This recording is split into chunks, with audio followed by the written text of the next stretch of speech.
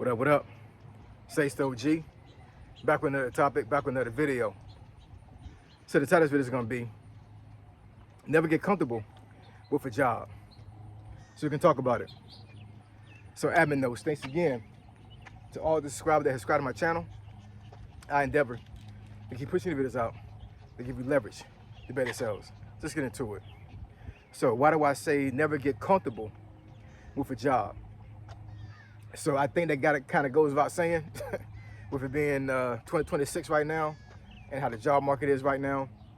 But, you know, for a long period of time, it was easy to be comfortable with a job because, especially if you had like a really, how should I say, not a good skill set, a marketable skill set, I'll say that.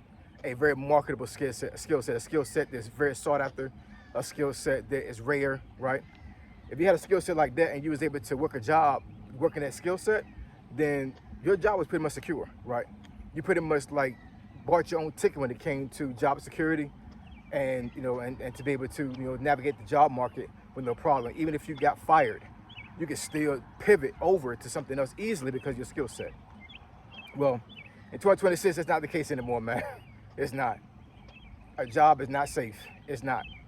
So for somebody to be comfortable with a job right now, it doesn't really make any sense. It doesn't. For myself, so I'm working my job now since January of this year, right? So it's right now it's June, almost July. So about 6 months, you know what I'm saying?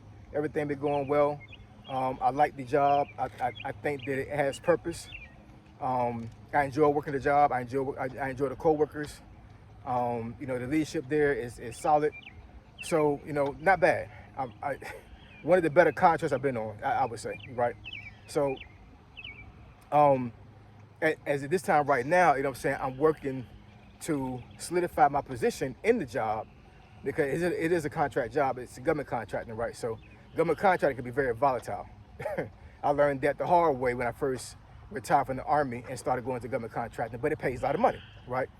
And with me being IT, it just made sense for me to go into that space right off of retirement and then try to pivot over to the government.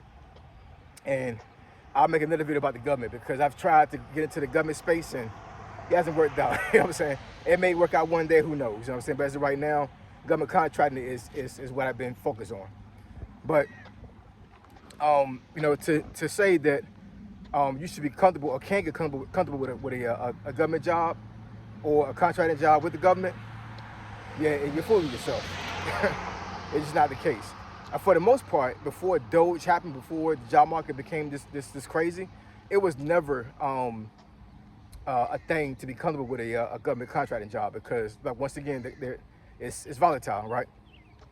So a lot of times you can run into a situation to where you know, the customer may not be that happy with your work, and they can pretty much tell you, you know, right then and there, hey, we don't need your services no more, you're done, right?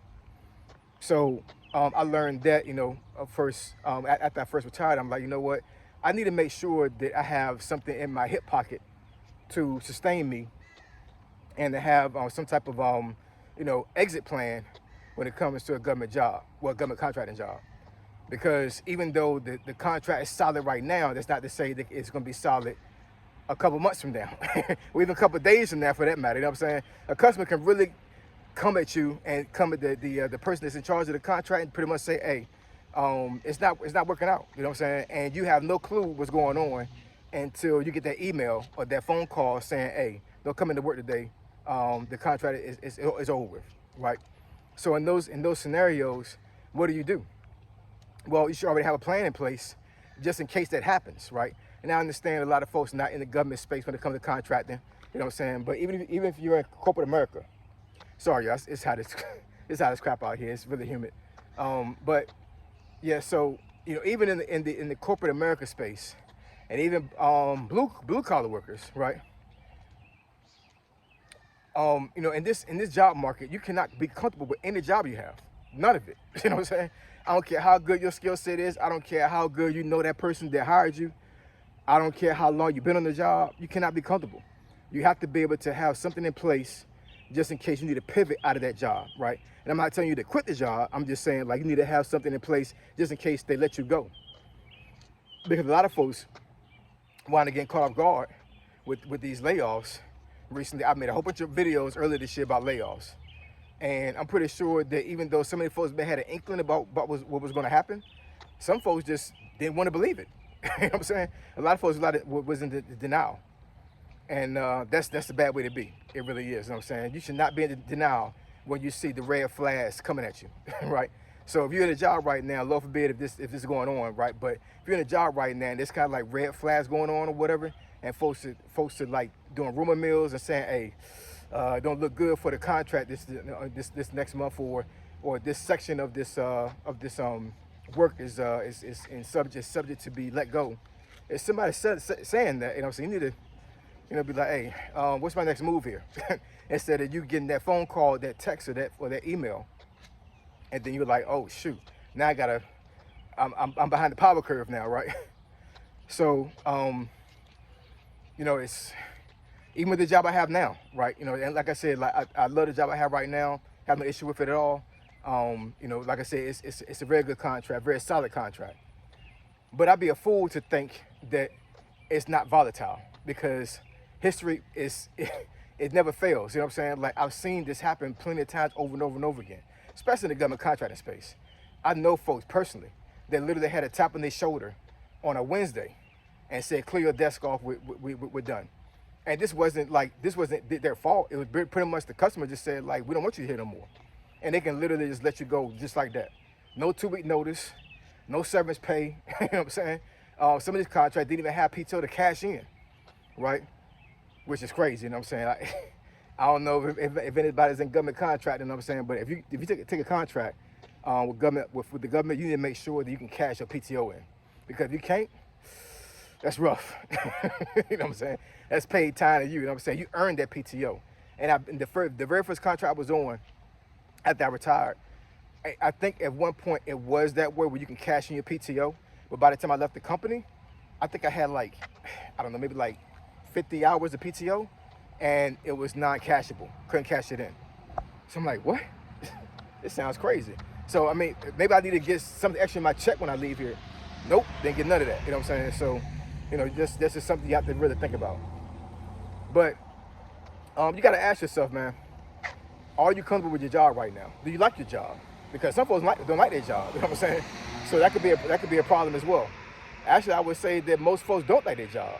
Me, I like my job. You know what I'm saying? But I know a lot of folks out there are working just for a paycheck. So in that sense, then you should automatically be you should already have that mindset where, like, you know what, I don't even like the job, you know what I'm saying? So I need to, at the very least, have my options open. You know what I'm saying? I should at least be able to, you know, to put myself in the mind state, like, you know what, just in case something happens with the job, I can just go ahead and just pivot.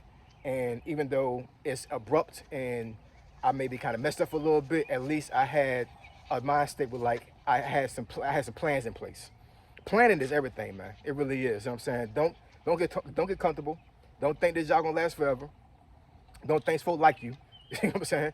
Because, you know, I mean, I guess to a certain degree they could like you, but I mean, but this is business.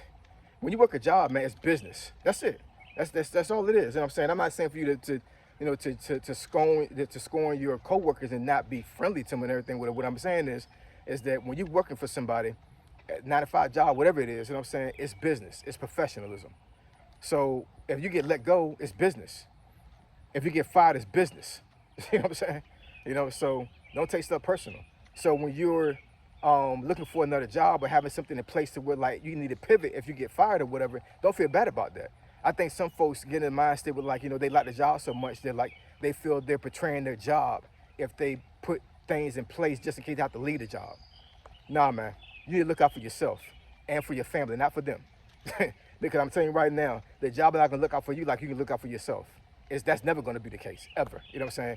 Very rare are you gonna have companies or businesses that's going to help you out leaving a job. You know what I'm saying? For it's like outside of a severance. Severance is like by law to a certain degree, depending on like what kind of job you had. But most of these jobs not going to put you in some type of job placement program. Most of these jobs not going to call somebody, you know what I'm saying, and say, hey, look, I just fired Joe. Can you give him a job? They ain't gonna do that. They're gonna have you clear your desk off, and like I said, they may give you a severance, and you may be able to cash in PTO. They may give you a handshake, and that's it. You're done. You know what I'm saying? They're done with you. It's business. So if it's business, right? If they take care of their business, you need to take care of your business and have a plan in case you gotta get let go, right? So the theme of the video, man, is don't get comfortable with a job. Never get comfortable with a job. You know what I'm saying? I understand you may like your job, you may like your coworkers, you may like the boss, you may like all of that. But to get comfortable is a very dangerous thing, because when you get comfortable, you start to get complacent. And once you get complacent and you mess around and get let go for whatever reason, then what are you gonna do from that point, right?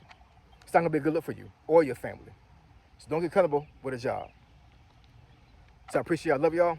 I'll catch y'all in this video. Say so, G, signing out. I'm gone.